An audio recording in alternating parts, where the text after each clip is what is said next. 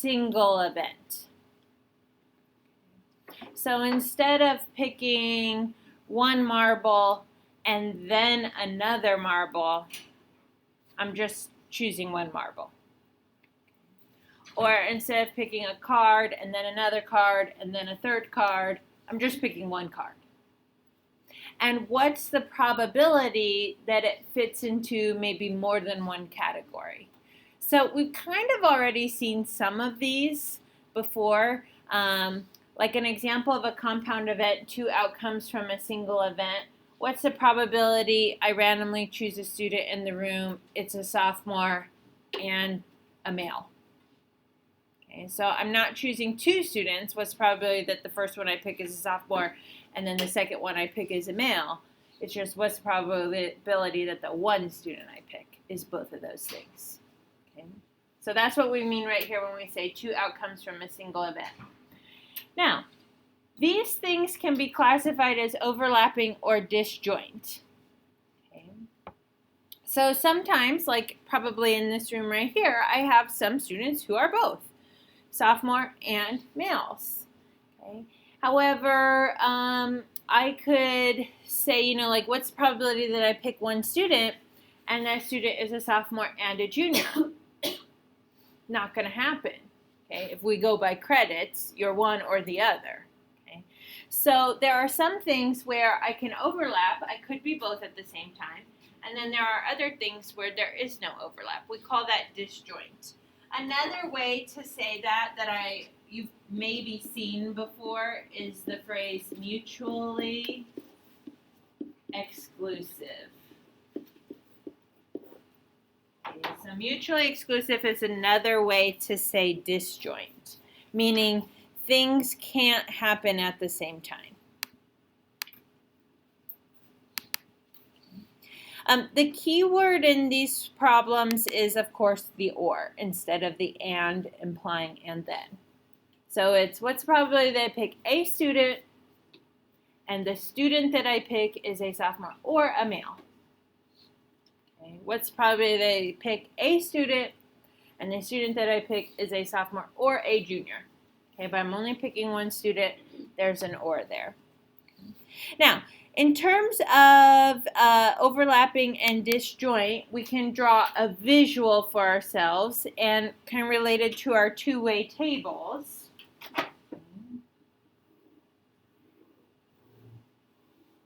Here could be our sample space.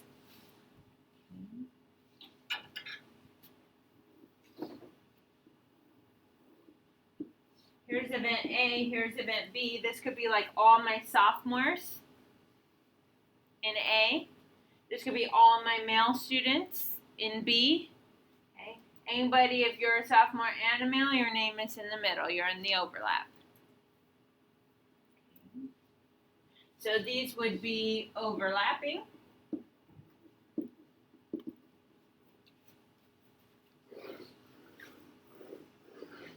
Versus a disjoint or mutually exclusive. This will be all my sophomores by credits. Your names are in this one. All my juniors by credits. Your names are in this one, but no one by credits is both. Maybe you know somebody who's a sophomore who has junior number of credits, but they are then a junior. So in terms of the Venn diagram, it's whether they have things in common. Okay. Oh, and with the keyword or, I think we did this when we wrote and.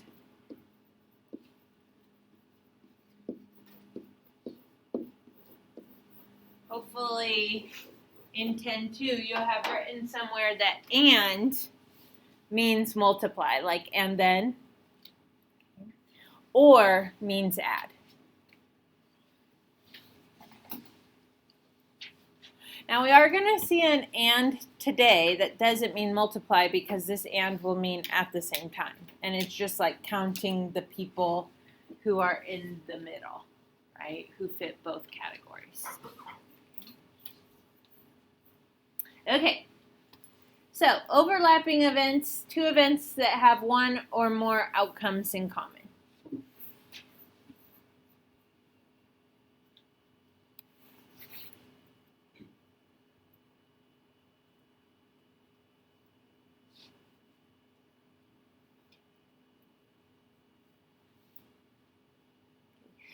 The visual for this one is that same visual with the two overlapping circles, but I am going to name, so whether you choose to draw it again or not, it's totally up to you. This is going to be A, this is going to be B, but I am going to name this right here. That overlap is A and B, where and means at the same time.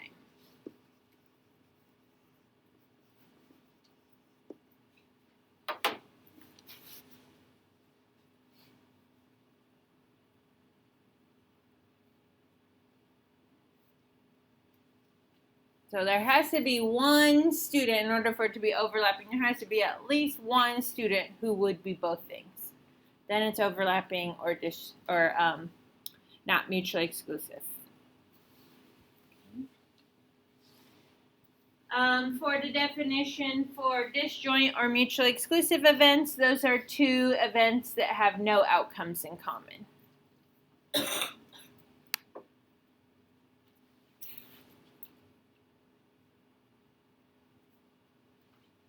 And of course, that visual are the separate A's and B's again.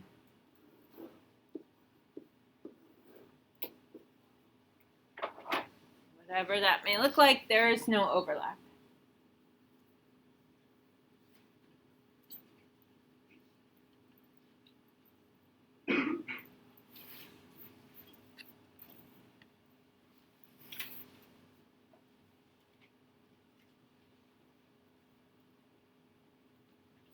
Okay, so just take a minute right now with your pod and see if you can brainstorm one example of something that could be considered overlapping events, where you could pick one thing and it could be more than one.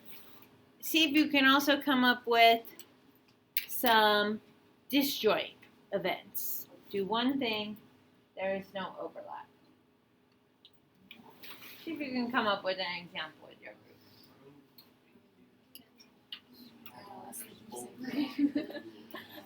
Pass a thought of car and motorcycle. Car and motorcycle.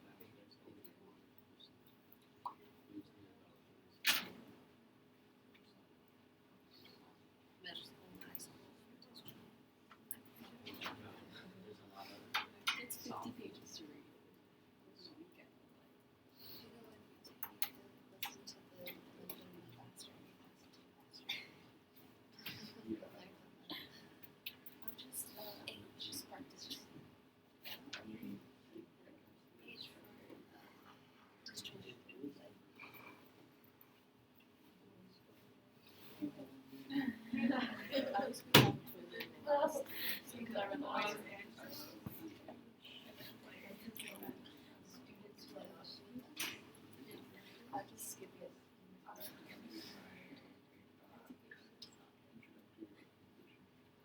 Okay, let's come together. So I've got a little chart there, and I've got mine separated into two groups as well, overlapping and disjoint or mutually exclusive. I like to say the word mutually exclusive even though your book uses disjoint, because you might see it like in the ACT. They might describe mutually exclusive events, which means they can't happen at the same time.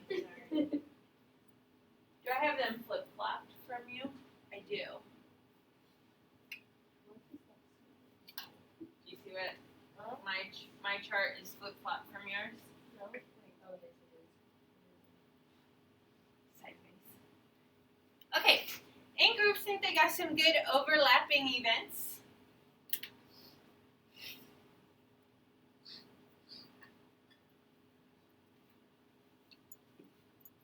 No one was able to come up with a pick one and an overlap. Oh, Maddie, good. What did you guys come up with? We said a person who is a cat and a dog owner.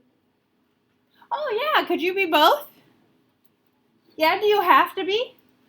No, you might just own a dog, you might just own a cat, or maybe you own both, and then maybe you own neither, right? But those could be overlapping events. Excellent. Any other overlapping events that you'd be willing to share?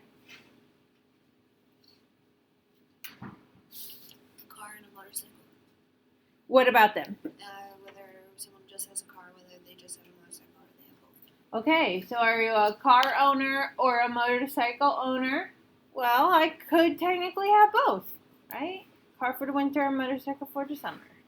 Okay, excellent. Were you able to come up with any disjoint events, things that cannot occur at the same time?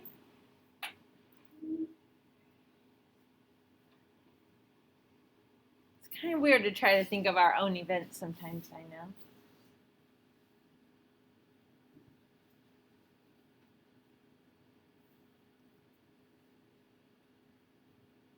Have no overlap, cannot occur at the same time. Yeah, Alyssa. Talked about age.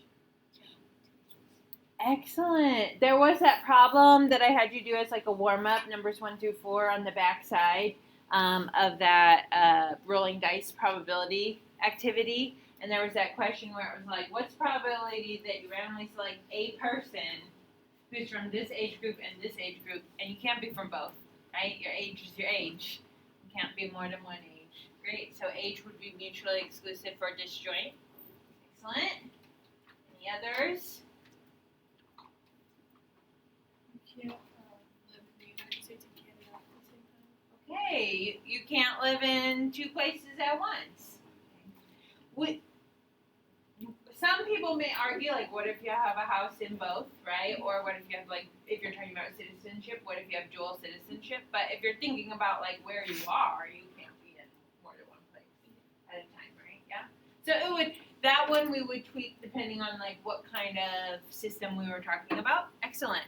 So I put up some examples.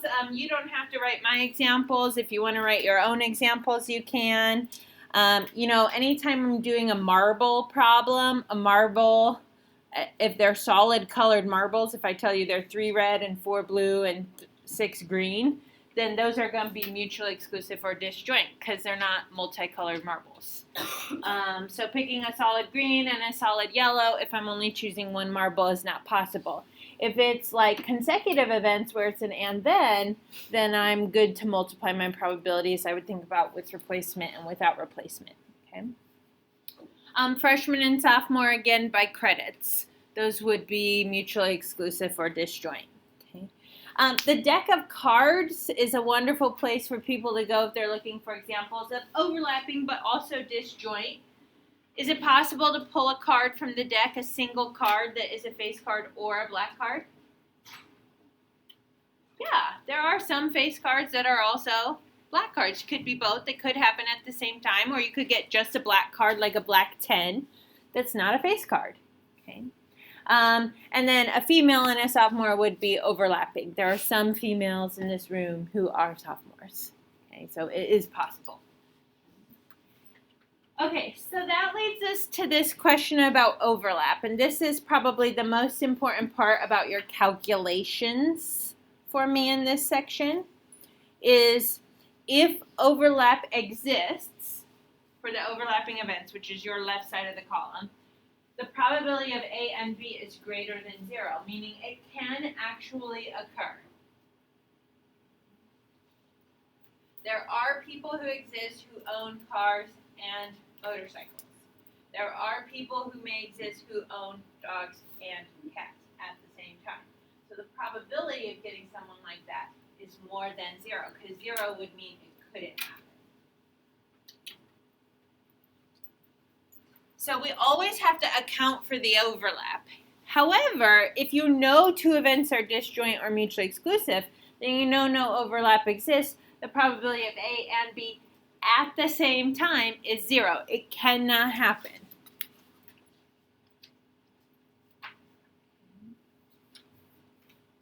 So you can't have somebody who is 16 and 17 at the same time. Either their birthday was there or not. Okay, so probability of that happening is 0. Okay. Both of these ands right here represent the overlaps, so they're at the same time. And then this leads us into our formulas. Okay, so we've got compound events with overlap. Okay, so I'm going to put compound events with overlap on this one. Then the probability of A or B is the probability of A, or means add, plus the probability of B. However, if I take a survey in this room about like what kinds of pets you own, and I count everybody up for who owns a cat and everybody who owns a dog, and I've counted you, and let's say Jonah has a cat and a dog, and I'll have counted Jonah with the cats and Jonah with the dogs, but there's only one Jonah in the room. So I'll have counted him twice when I should have only counted him once. So I'll have overcounted, so I must subtract my overlap. So when I say or means add, I'm also implying in that statement add and maybe subtract your overlap if you haven't. But or essentially means add. If A and B are the compound events that are disjoint or mutually exclusive, then it's the probability of A plus the probability of B. And technically, just like my conditional probability up here, where I was trying to point out like that's the same as the probability of B, it's really the same formula, just a new notation. This is the same formula. But what do you know about the overlap if they are disjoint? It has to be 0. So then why would I subtract 0 if it's just going to be the probability of A plus probability of B? So know that this is really the same formula. It's just we already know the probability of overlap is 0. Okay. If you want to default to 1, you want to default to the one where you think about subtracting overlap. The worst thing that happens is you think about how much overlap there is, and then you say none. And you've spent 3 seconds doing that, right? The other one is never think about the overlap, and then you get all of those wrong because you've overcounted. Okay, so we're just doing some examples. A card is randomly drawn from a standard 52 card deck. Find the probability of selecting a face card or a black card. So I'll do this one with you, and then I'll give you some time to work with your groups on some of our other examples. I'm going to show you how I would set up my probability notation just to help me out in terms of formula. So I'm going to say face or black card. And I'm going to abbreviate. And I know that it says or, so I'm going to add the two probabilities. Probability of a face card plus probability of a black card. And then I'm going to subtract, if it exists, the probability of a face and a black card. And remember, this one means at the same time. So this and is not necessarily telling me to multiply probabilities together. It's just any that exist and have the same two characteristics. Okay, does anybody remember how many face cards are in the deck? 12. 4 kings, 4 queens, 4 jacks, 1 in each suit. So 12 out of 52 plus how many black cards? 26. Half the card is black, half the card is red, or half the deck is black, half the deck is red. So add 26. Are there any cards that are face cards and black cards at the same time? Yes. 6 of them. The jack, queen, king of clubs, and the jack, queen, king of spades, right? If half the deck is red and half the deck is black, that's true about the face cards as well. Half of them are red and half of them are black. So we have to subtract 6 out of 52.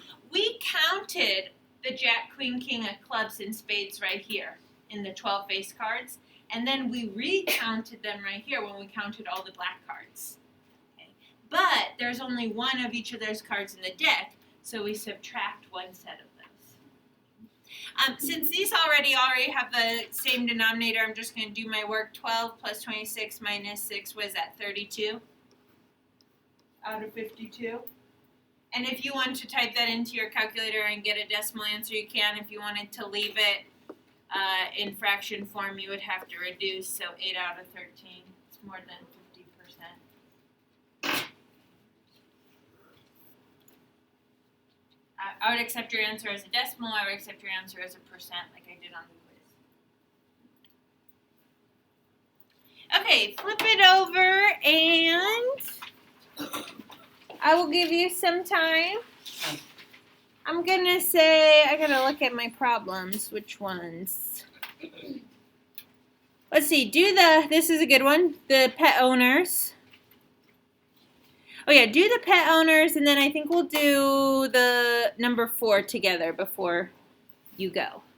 So see if you and your group can come together for a number for the pet owners.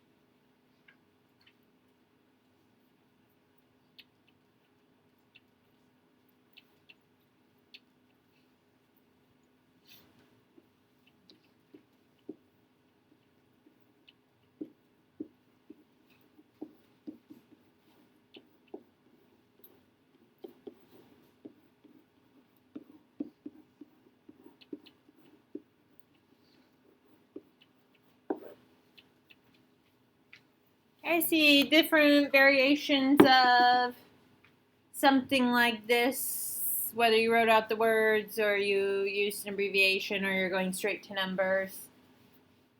It's about dogs or reptiles, right? One difference here, of the respondents, we know how many owned or. 119. So 119 out of 200 own a dog or a reptile. 103 out of 200 own dogs. And 18 own reptiles. This one is what I'm trying to find, right? The overlap. How many own both?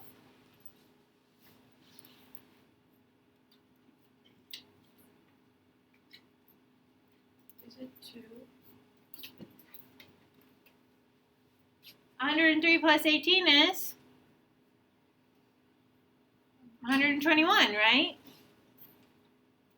So 121 out of 200 does not equal 119 out of 200.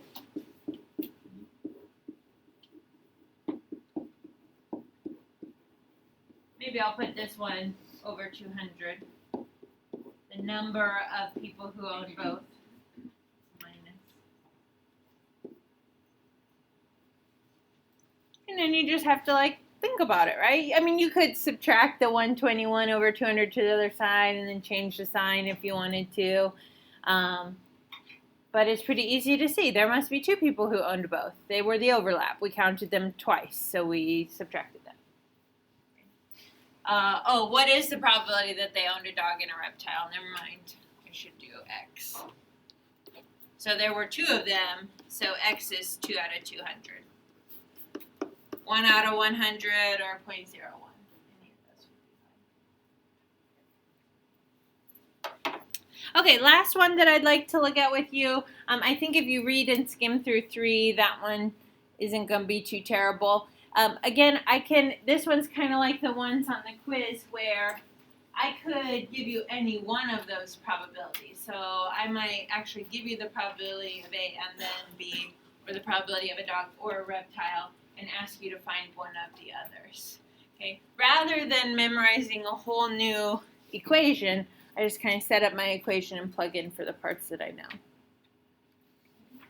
Okay, this one is about a football team. Okay, football team scores a touchdown first 75% of the time when they start with the ball. The team does not score first 51% of the time when their opponent starts with the ball. The team who gets the ball first is determined by a coin toss. What's the probability that the team scores the touchdown first? There's a lot of stuff going on in there, right? Like more than one thing is happening in terms of probability. There's a probability of whether or not I score a touchdown first. And it seems like, and doesn't this make sense? Whether or not you score first might depend on whether or not you start with the ball. Like that would factor into it, whether it be confidence or just opportunity to score first. Okay. So listen very carefully to that. Whether or not I score first depends on whether or not I start with the ball. My probability changes. So now we're going back to section 10.2 when we have dependent probabilities. So that's making me think about, okay, I might have a dependent probability. I might even have some multiplication happening. Okay. What's the other thing that's kind of like at play here? The coin toss, right? That's what determines whether or not I get to start with the ball. So isn't the coin toss the first thing that happens? I showed you this last week in a warm-up. It's a tree diagram.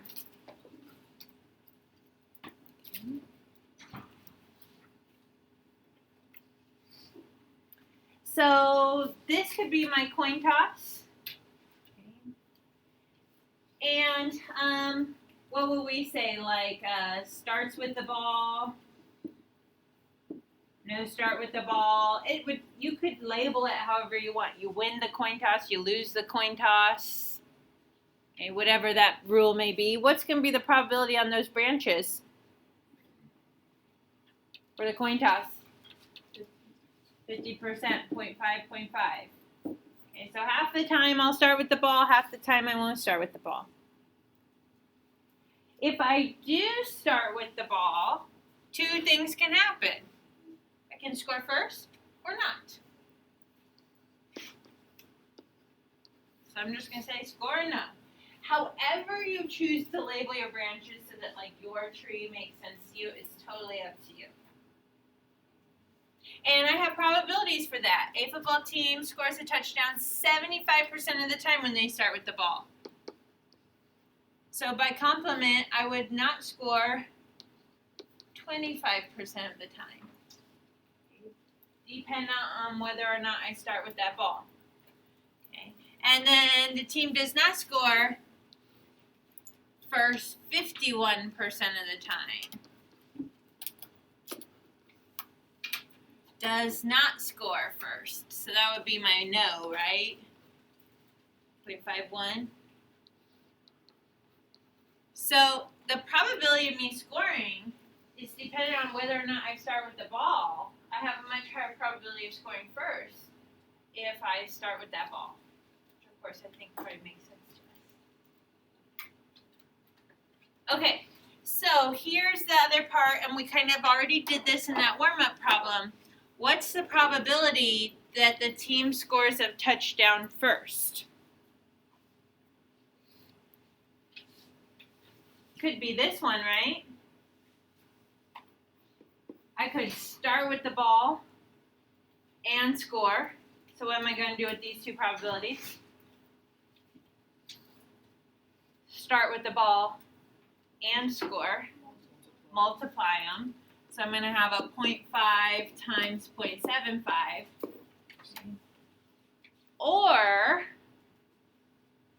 I could still score first. Less likely. But I could not start with the ball and score first. So I'm going to do a 0.5 times 0.49. And because we're doing an or right there, there's two ways for me to score. I'm adding them. So we kind of already looked at that in those, it was number 5 on the backside of 10.2. We didn't yet have all the pieces of compound probability. Let me see. So I typed that into my calculator. I get 0.625 if you write that down and check your calculator work later. 16.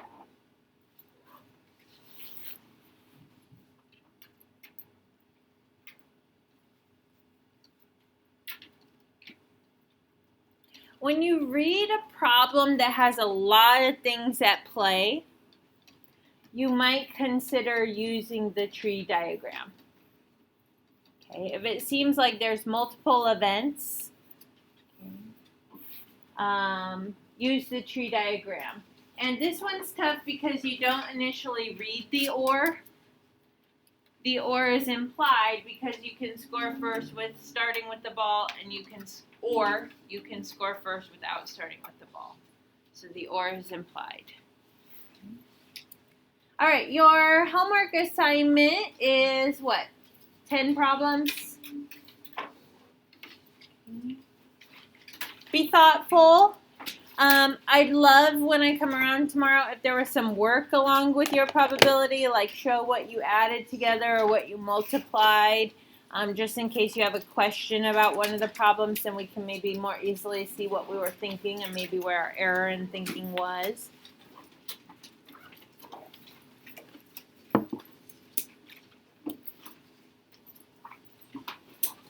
And then tomorrow is going to be different. We're going to go on to 10-5 and we'll spend a few days in 10-5.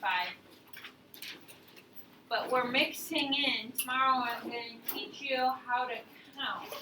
And you're like, I already know how to count. This is when you got to count things that are too big to count. So in math we have a name for that. It's called combinatorics. So counting big things.